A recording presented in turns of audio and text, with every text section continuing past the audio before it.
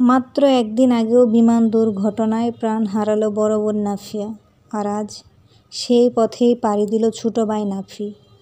একদিন ধরে হাসপাতালের বেডে নিথর পড়েছিল নাফি, যুদ্ধ করছিল জীবন আর মৃত্যুর মাঝামাঝি। কিন্তু শেষমেশ ওর কোমল চোখ দুটোও চিরবিদায় নিল। একটি বাড়ি থেকে একসাথে দুটি সন্তানের বিদায়।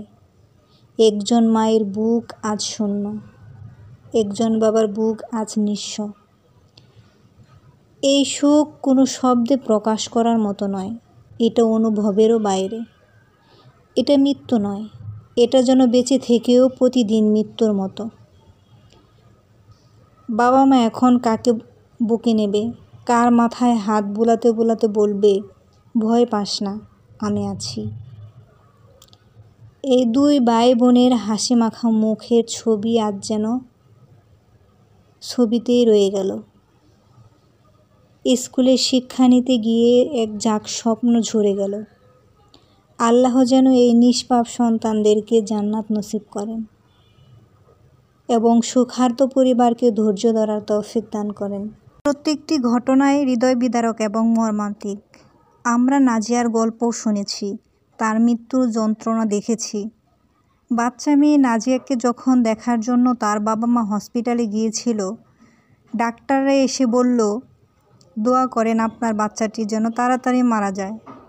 ডাক্তারদের মুখে কথা শুনে নাজিয়ার মা আশ্চর্য হয়ে কেঁদে কেঁদে বলল, আমার মেয়ের মৃত্যুর জন্য আমি দোয়া করব? মা হয়ে এ কাজ আমি কিভাবে করব? ডাক্তাররা বলল, এই দোয়াই করুন প্লিজ, বাচ্চাটা যন্ত্রণা আর সহ্য করতে পারছে না। মা এবং পরিবারের বাকি লোকজন তখন জানালার কাছ দিয়ে দেখতে পায় নাজিয়ার হাত পা ছোড়াছুড়ি করছে, চিৎকার করছে, পুরো শরীর পুড়ে গেছে নাজিয়ার। এই দৃশ্য দেখার পর মার চোখ ছলছল করছিল, না জানি কী দোয়া করছিল তখন নাজিয়ার মা।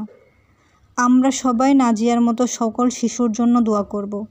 আল্লাহ তাআলা যেন সবাইকে সুস্থ করে দেন, যারা বেঁচে আছেন, আর যারা মারা গেছেন তাদেরকে জান্নাতুল ফেরদাউসে সবুজ পাখি হিসেবে ওড়ার তৌফিক দান করেন।